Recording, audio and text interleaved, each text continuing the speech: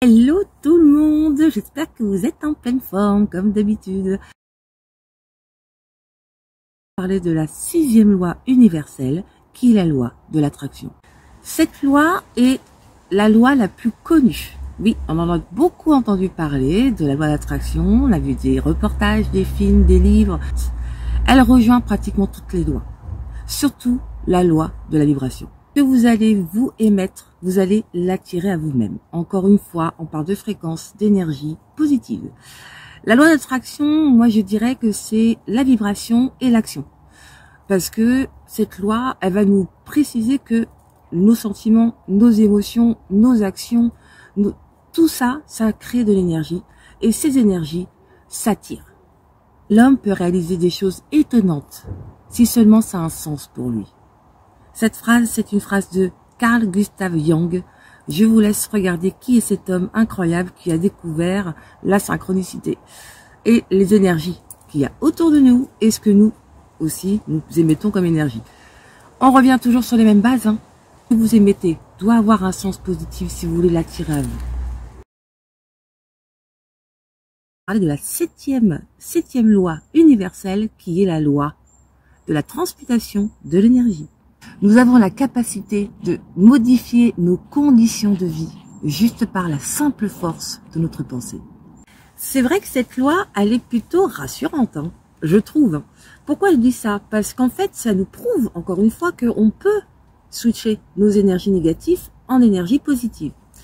Je vais vous donner 2-3 petites méthodes très simples. Si vous êtes envahi de pensées négatives, que vous vous sentez fatigué, voilà, vous êtes levé comme ça arrive. Parce que vous avez passé peut-être une mauvaise soirée, ou voilà, il y a quelque chose qui vous tracasse. Et vous n'arrivez pas à sortir de ce mental qui vous dit ouais, t'as vu les choses négatives. Et en fait, on va l'attirer de plus en plus parce qu'on va rester dedans. Mais le problématique, c'est souvent, c'est une habitude qu'on a pris. On aura plus tendance à garder le négatif, à mettre de l'importance sur le négatif, et du coup, on ne voit pas ce qui se passe autour.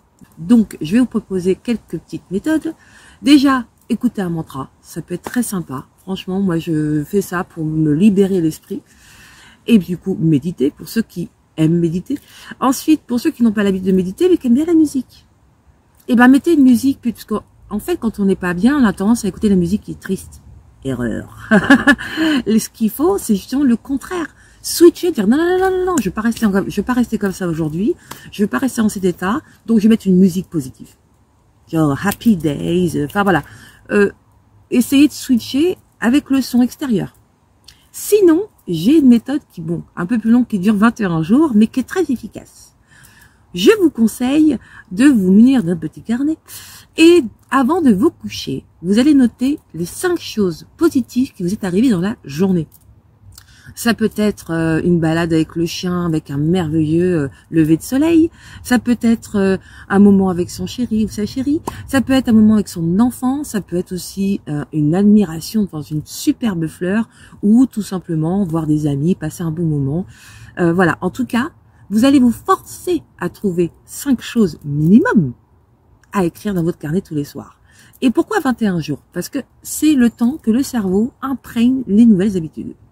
Je vous ai un petit secret là, Eh ben écoutez, c'est comme ça que ça fonctionne. Donc pendant 21 jours, forcez-vous à remplir votre carnet avant d'aller vous coucher. Et du coup, vous allez, en fait, le cerveau va s'habituer à chercher les choses positives. Voilà. Il va arrêter de rester toujours dans le négatif parce qu'il a pris l'habitude, sans s'en rendre compte. En revanche, vous allez voir que au bout de 21 jours, vous allez capter le positif qu'il y a autour de vous. Vous allez plus voir que le négatif. Et c'est ça, la transmutation de l'énergie. Vous savez, celui qui vit en harmonie avec lui-même vit en harmonie avec le monde. Dites-vous bien ça.